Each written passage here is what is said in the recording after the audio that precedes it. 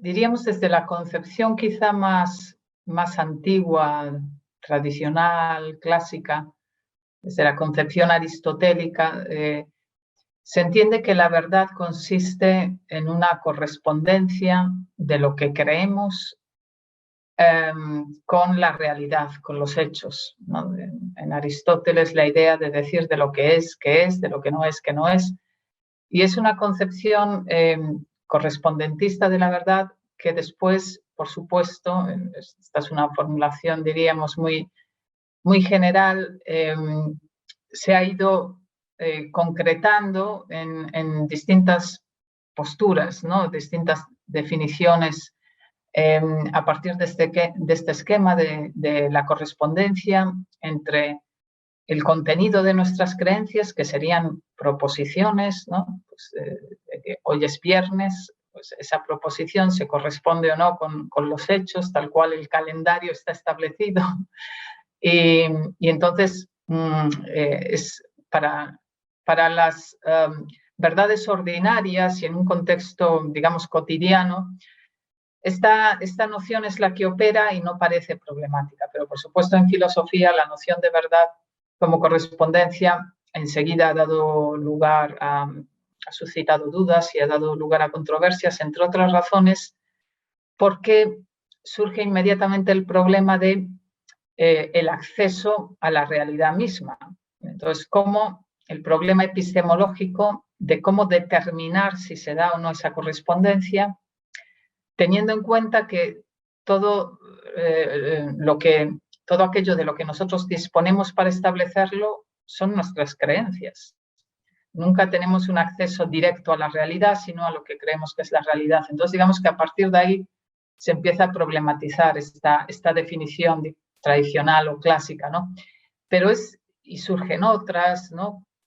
Que apelan más bien a una relación de consistencia o coherencia entre una creencia y el resto de creencias, o algunas definiciones que apelan a requisitos pragmáticos, la verdad como aquello que nos permite actuar con éxito, ¿no?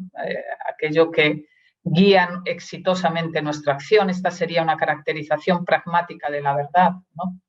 Entonces van surgiendo distintas caracterizaciones de la verdad en filosofía, pero en muchas de ellas, en cualquier caso, sí se mantiene una idea muy básica, que es la de que es verdadero aquel enunciado en donde el estado de cosas que se reconoce como real satisface lo que dice ese enunciado, ¿no?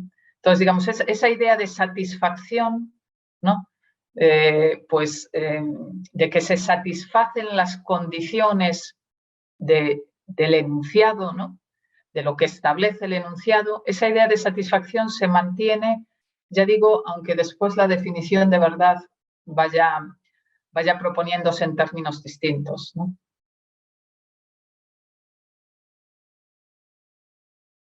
La respuesta misma varía, claro, según la posición filosófica, ¿no? Que uno adopte al respecto, ¿no? Digamos que no hay una respuesta unánimemente aceptada acerca de eso, ¿no? Pero sí es cierto que se entiende que, de nuevo, aunque la objetividad se pueda definir de distintas formas, ¿no?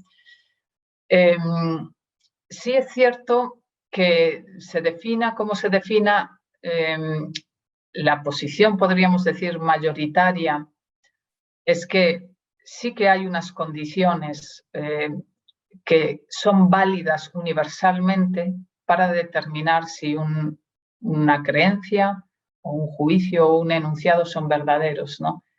Esa se puede entender que sí es una posición predominante que se puede argumentar, entre otras cosas, es predominante, que sea predominante no tiene por qué tener importancia, ¿no? Justamente no garantiza que sea correcta la posición en el que sea predominante, pero tiene importancia porque es verdad que hay argumentos críticos con la posición contraria, que sería, bueno, es verdad lo que cada uno considere que es verdad, ¿no? Un enfoque relativista o un enfoque irracionalista, ¿me entender? Bueno, no hay unas razones universalmente válidas y por lo tanto verdad es lo que a partir de lo que cada uno considere, ¿no? Y que tenga que ver, pues de nuevo, con otro tipo de requisitos no racionales, pues lo que nos haga más felices, por ejemplo, ¿no? Esa sería una caracterización irracional de la verdad.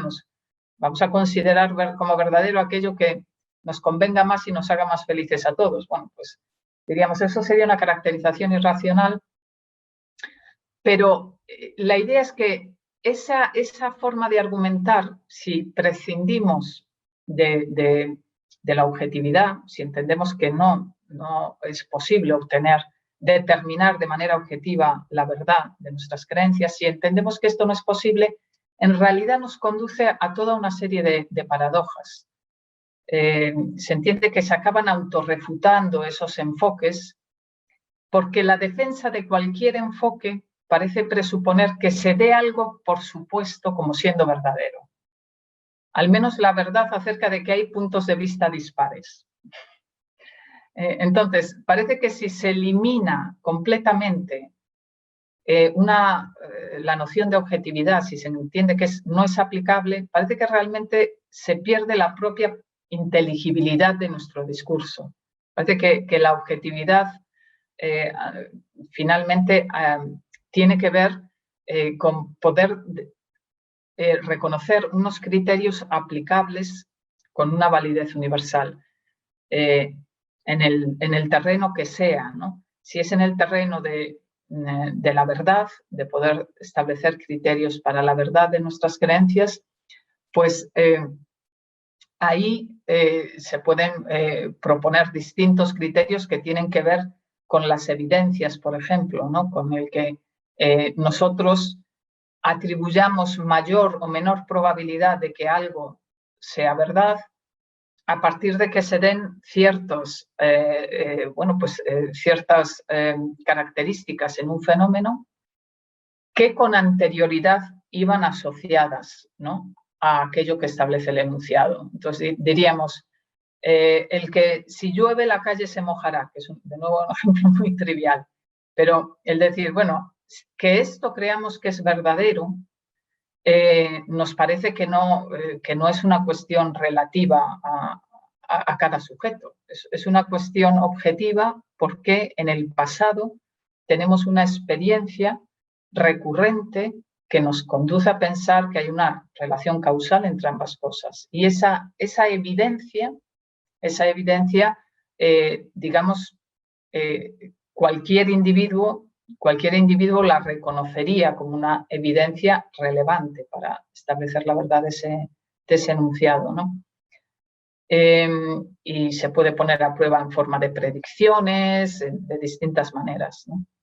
Entonces, ahí, como digo, en la cuestión de si se puede determinar objetivamente la verdad, en lo que tiene que ver, por supuesto, con creencias acerca de lo que ocurre en el mundo, no verdades conceptuales, ¿no?, simplemente, sino acerca de lo que ocurre, efectivamente, pues ahí depende el reconocer esa objetividad de reconocer que hay evidencias que tienen que ver con hechos empíricamente determinables que podemos todos, sea cual sea el individuo y sean cuales sean las creencias del individuo, todos reconoceríamos que esos hechos nos conducen a establecer que es verdad lo que dice el enunciado, ¿no?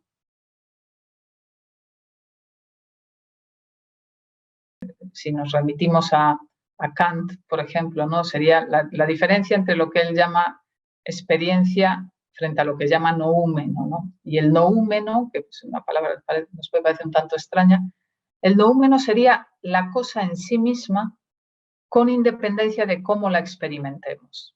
Entonces, ese es un sentido filosófico de realidad.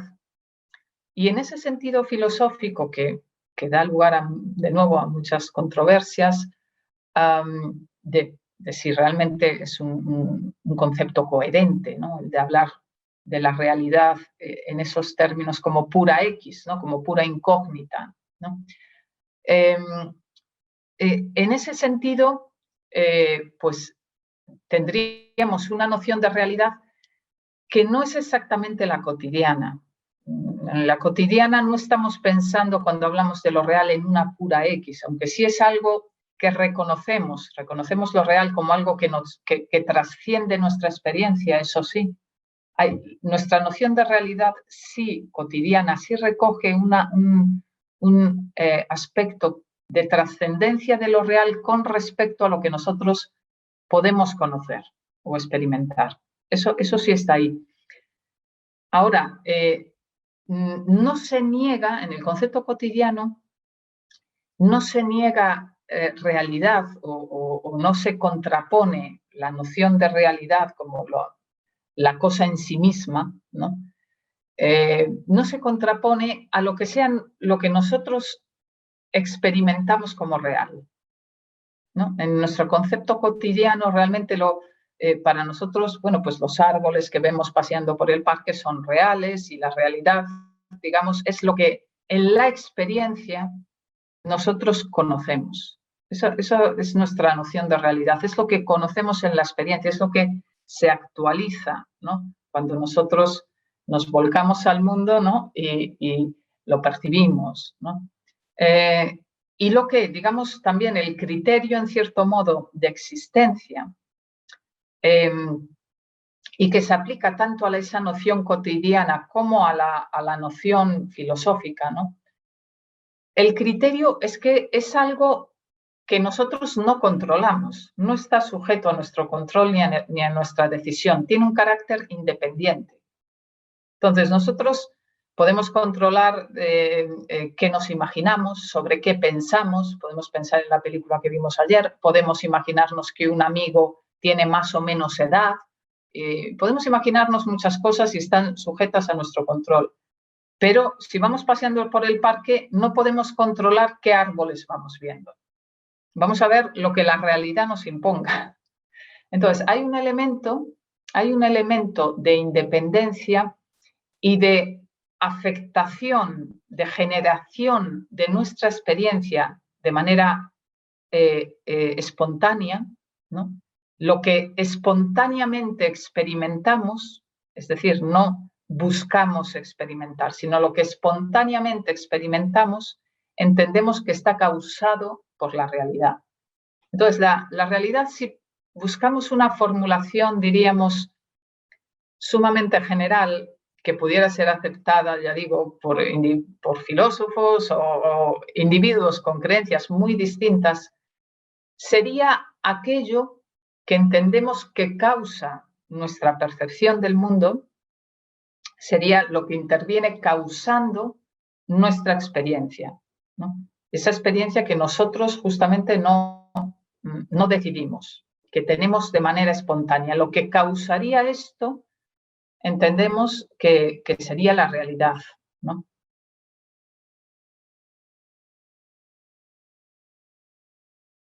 Bueno, es un término que se puso de moda y a veces hay modas que, bueno, son, como ya la palabra sugiere, son pasajeras y un poco arbitrarias, ¿no? Pero en este caso realmente no parece ni pasajero ni arbitrario, ¿no? Es una moda, digamos que el hablar de posverdad que responde a una situación creada a partir de causas muy profundas, de cambios muy profundos, en lo que es el criterio que se sigue para aceptar un enunciado o una creencia como verdadera, ¿no?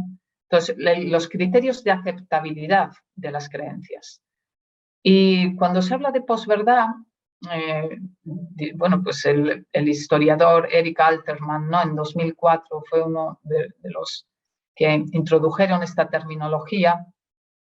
Se está poniendo el foco en la tendencia en la sociedad actual, la tendencia de los individuos a no buscar una justificación racional de sus creencias y, por lo tanto, no buscar evidencias y evaluar críticamente sus creencias, sino a aceptar como verdadero aquello que se acomoda mejor o que satisface mejor ciertas emociones, ¿no?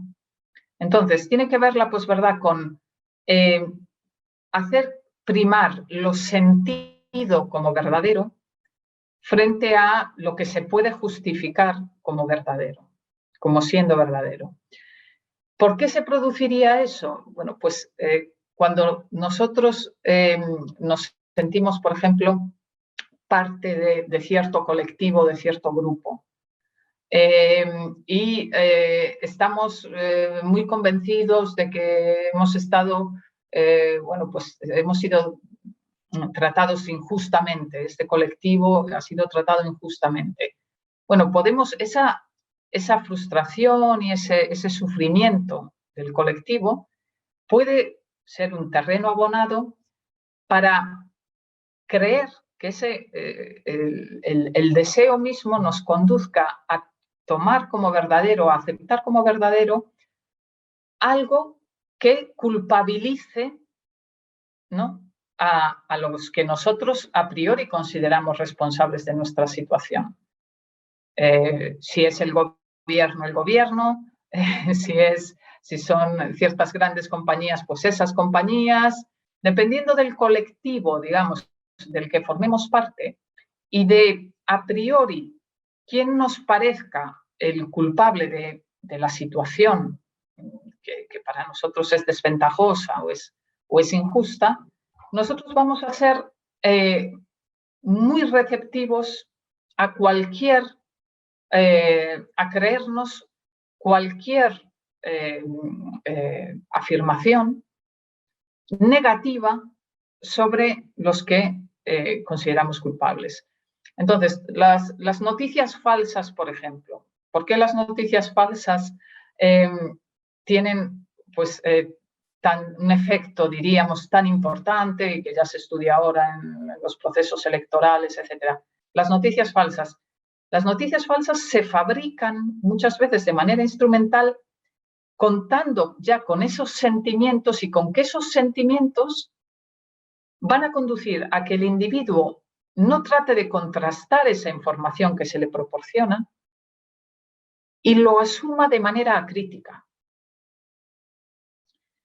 Diríamos que en contextos en los que nosotros no estamos cegados por nuestras emociones y sí estamos dispuestos a evaluar evidencias, ¿no? Imaginémonos que queremos comprarnos una casa.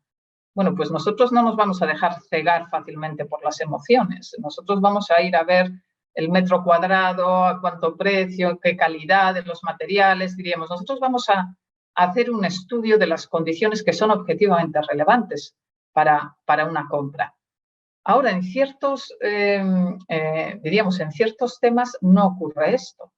En ciertos temas sí nos ciegan las emociones y sí estamos dispuestos a creer de nuevo que bueno, pues, nos están tratando de, ¿no?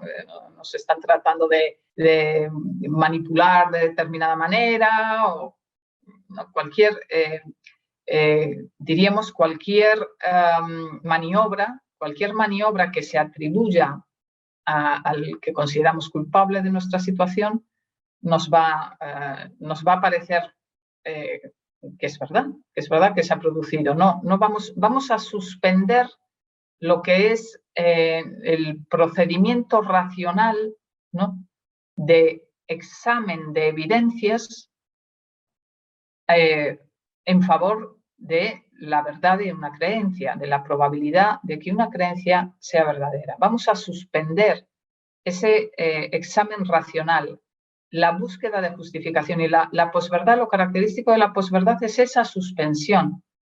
Y por eso a veces se distingue, se trata de diferenciar de lo que sería simplemente, bueno, pues el creer mentiras, ¿no? La creencia, el creer cosas que son mentira, ¿no? La posverdad, diríamos, es un problema más grave en realidad, porque aunque en ambos casos el resultado es que con muy alta probabilidad vamos a creer una mentira, aunque el resultado es el mismo, Cuando nosotros simplemente somos víctimas de una mentira, pero no estamos en una época de posverdad, somos víctimas de una mentira, esa mentira la hemos creído porque ha habido toda una serie de falsificación de evidencias que nos ha conducido a pensar que sí está justificada.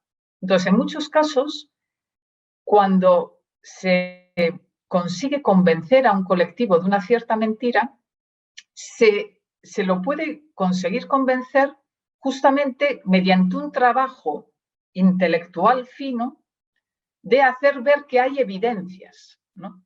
Pero en el caso de la posverdad no es esto lo que ocurre. Y lo preocupante, por lo que es peculiar efectivamente el fenómeno, y es preocupante, es que no hay una apelación a evidencias.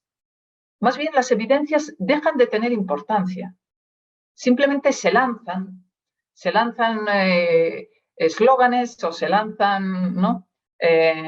Bueno, pues toda una serie de declaraciones, de afirmaciones que se sabe que van a calar, van a ser aceptadas, es lo que quiere oír la ciudadanía, y la ciudadanía en la época de posverdad no va a buscar evidencias.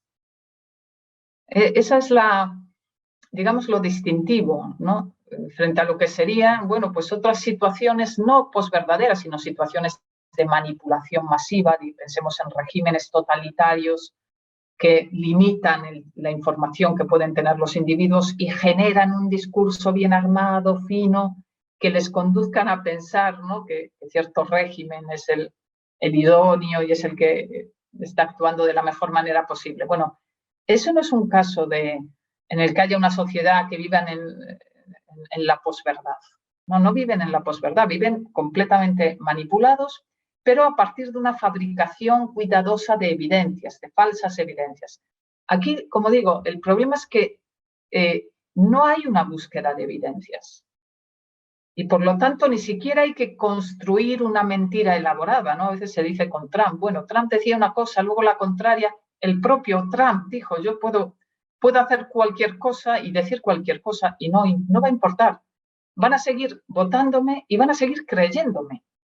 El propio Trump, digamos, enunciaba lo que era la consecuencia de vivir con esa suspensión de una exigencia de justificación de las creencias. La conexión afectiva con ese líder va a hacer que si, bueno, el líder nos dice que el coronavirus es una tontería, lo creemos. Si luego, 2 semanas después, nos dice que no es una tontería, pero que económicamente es mejor en general que continuemos sin tomar precauciones, nos lo volvemos a creer. Y digamos, no hay un discurso racional. No hay un discurso racional y las redes sociales, por supuesto, son un ingrediente decisivo en que pueda surgir este fenómeno, porque se crean lo que ahora se llama estas cámaras de eco, ¿no? En las redes sociales no hay ya unos cauces de información, digamos, más o menos cuya podríamos decir, garantía de veracidad esté más o menos establecida y todo el mundo tenga un alcance, un acceso habitual a ellos. No tenemos esto, sino que cada individuo va buscando ya su cámara de resonancia para escuchar ya las opiniones que él mismo tiene. Y entonces se forma este eco que todavía disuade más, nos aleja más de la búsqueda de evidencias y de la crítica, ¿no? Bueno, es una cuestión interpretativa, ¿no?, de la filosofía de Nietzsche muy compleja. En Nietzsche claramente desarrolla lo que se ha llamado una filosofía de la sospecha, ¿no? Y efectivamente considera que los valores en los que se instaura la sociedad occidental, bueno, pues son valores en realidad opresivos, son valores que tratan de perpetuar ciertas jerarquías de poder y, en cierto modo, la ciencia se ha puesto al servicio, ¿no?, de esos valores de dominación y de sumisión diríamos, a lo que es el sistema establecido, ¿no? Social y de control. Entonces, hay en el marco más amplio, entiendo, en el marco más amplio de crítica de Nietzsche a la sociedad occidental y a lo que él cree que cercena lo que es esencial a los humanos, que sería, bueno, pues el poder desarrollarse, ¿no? Con libertad, tratando de desplegar el poder, ¿no? El poder que nosotros podamos tener como individuos, ¿no? Entonces, su crítica a la moral cristiana, ¿no? Que considera que es la moral del esclavo. Bueno, pues es verdad que en el ámbito del pensamiento y en el ámbito de la, diríamos, organización, del control social, Nietzsche critica la ciencia porque acaba viéndola como algo que se ha incorporado, ¿no? Se ha incorporado a un esquema en la sociedad occidental, está al servicio de, bueno, pues un régimen de opresión en realidad, ¿no?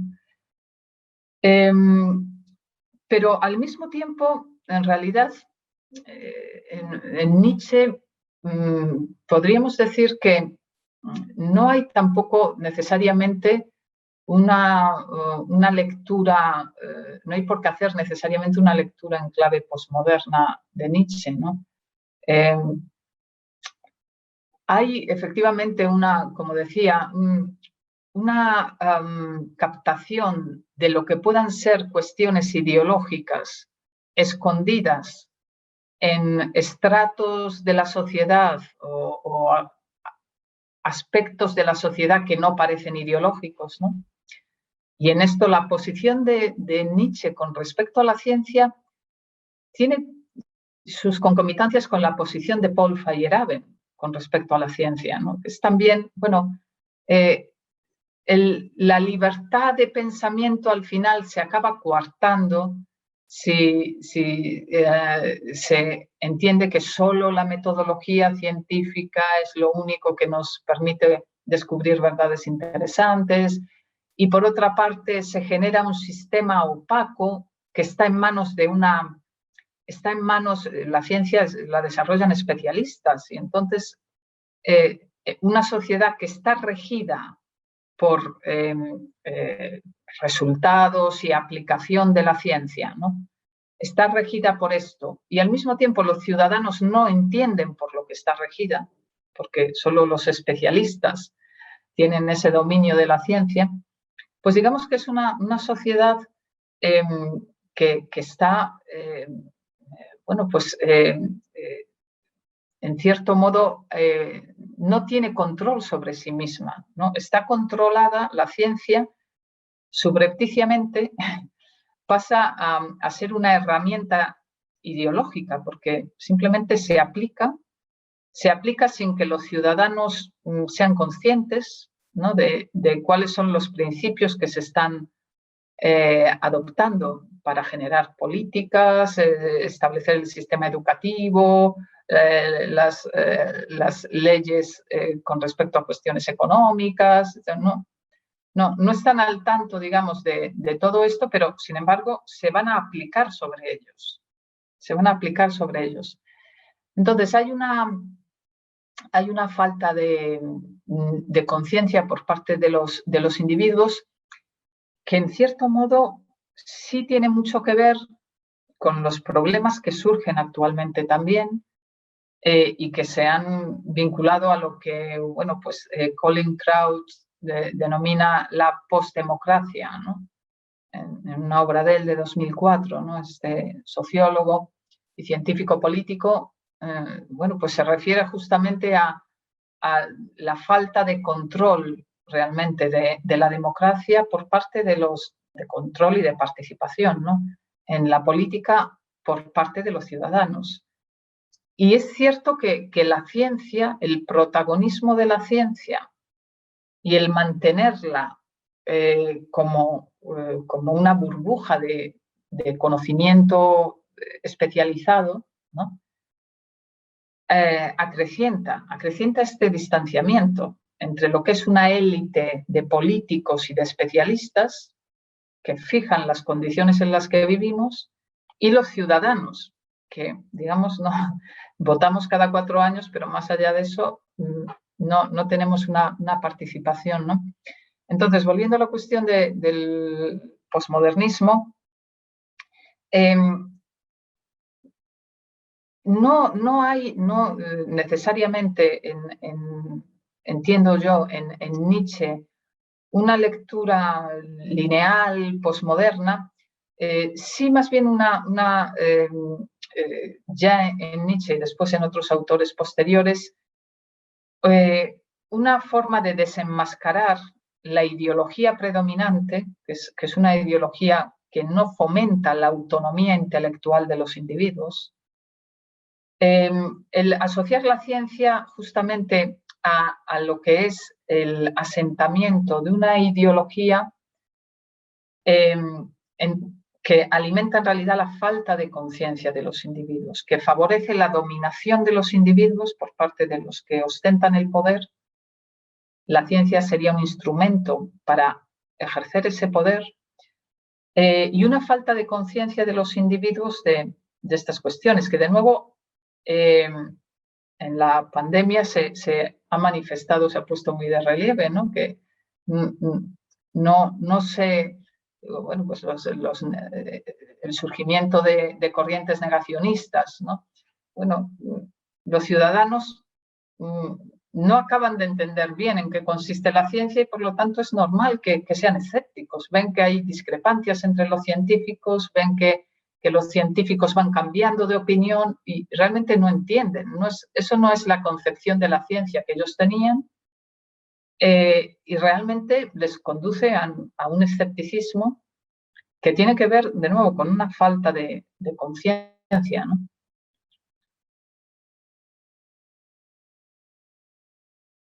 Eso es una cuestión también, cada una de las que planteas es interesantísima y es verdad que ahí sí lo comentaba antes de pasada, ¿no? Pero ese elemento, el de las redes sociales y el de Internet, el de la accesibilidad a una cantidad ingente de información y a que cada individuo pueda generar información, pueda generar contenidos,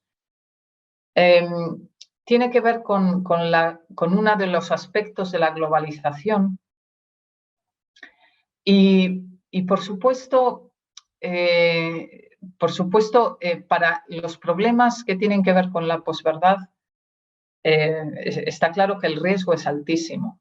El riesgo es altísimo porque el individuo, si no tiene una reflexión previa, si no hace una reflexión previa acerca de la fiabilidad de las fuentes a las que recurre en Internet, si no hace una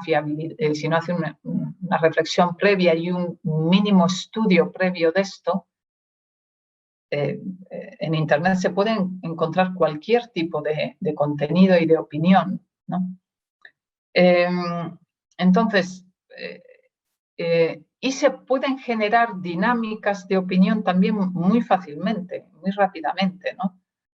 De nuevo, el problema es que si no hay el contrapeso del reconocimiento de evidencias objetivas y la posibilidad de identificar evidencias, ¿no? Si no hay un contrapeso en esos términos, está claro que el individuo pues seguirá, lo que seguirá marcando sus creencias serán sus deseos, no las razones que son relevantes para determinar la verdad de su creencia, no las razones que de hecho haya, de que sea coherente o no con otras verdades que consideramos bien establecidas, esa coherencia. No, ahí lo que tendríamos, de nuevo, es que podemos buscar activamente información que que nos conduzca a ratificarnos una y otra vez, y por eso se habla de la radicalización, ¿no?, vinculada a Internet. Es fácil radicalizarse porque, de nuevo, no hay ese contrapeso y el propio sistema, o sea, Internet, tampoco te va a ofrecer ese contrapeso. Internet, digamos, es un macrocosmos con todo tipo de fuentes de información coexistiendo al mismo nivel. No hay el filtro, digamos, lo tiene que poner el individuo, y el filtro tiene que venir desde la educación. Desde la educación, no hay otra manera, digamos. Tiene que ser, ahí tiene que haber una transmisión humana, razonada, y desde la infancia, para que el individuo sepa pensar coherentemente, sepa, efectivamente, tenga unas nociones de qué es lo que se puede establecer objetivamente, cuáles son los requisitos para eso, ¿no? Y una tendencia a desconfiar de sus propias creencias, que esto es imprescindible, ¿no? El estar dispuesto de manera honesta y de manera rigurosa a poner a prueba nuestras creencias, a confrontarlas con otras, ¿no? Esa dialéctica, esa confrontación, si se elimina, pues de nuevo lo que tenemos es una perversión de las condiciones para dialogar. Se pierden las condiciones para un diálogo racional, ¿no? Entonces, en Internet tendríamos toda esa potenciación de los riesgos que tienen que ver con la posverdad, pero efectivamente Internet, por otra parte, sí es al mismo tiempo una suerte de enciclopedia, ¿no? El individuo, efectivamente, si quiere, y es algo, digamos, un cambio cualitativo, un salto cualitativo inmenso, ¿no? El individuo, si quiere estar bien informado y si quiere conocer, Internet también permite tener un saber prácticamente enciclopédico de cualquier cosa. Y en ese sentido, bueno, los individuos, si utilizasen bien Internet, ¿no? Si utilizasen bien Internet, los individuos en realidad podrían estar muy bien informados. O sea, digamos que el origen del mal no es Internet, es el uso de Internet, obviamente. Entonces, los individuos podrían estar muy bien informados y, de hecho, hay que decir que en ciertos ámbitos esto ya se ve. Esta influencia positiva sí se ve. No solo cuando queremos visitar un sitio, ya podemos conocer muchas más cosas que antes de ese sitio, ¿no?, más rápidamente, sino, bueno, en las cuestiones médicas. En las cuestiones médicas un individuo que va ahora a una consulta médica va ya con ciertas ideas de lo que puede tener y de cuál podría ser el tratamiento. Entonces, digamos, es un individuo, el paciente del siglo XXI es un paciente más ilustrado. Y eso es algo bueno. Es algo bueno que el individuo sepa que hay distintos tipos de tratamiento y sepa que a lo mejor su médico solo le ha hablado de uno de ellos y le pueda preguntar por otros, ¿no? Digamos que esto en realidad es algo bueno. Y ya no digamos, bueno, para el intercambio de conocimientos, efectivamente, o para conocer la situación, ¿no?, que se produce en distintos países, ¿no? Entonces, digamos que hay un potencial magnífico también, pero los riesgos son igualmente enormes, ¿no?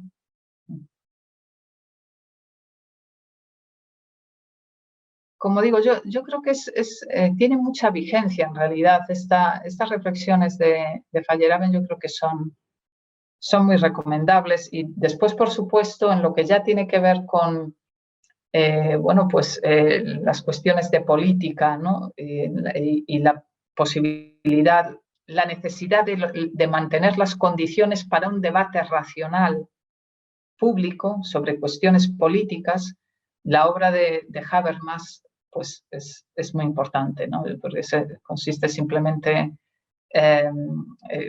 y pone el foco precisamente en lo que tiene que ver con el preservar un espacio de intercambio racional de ideas, ¿no? Entonces, eso es lo que justamente sería imprescindible para combatir este fenómeno de la posverdad, ¿no?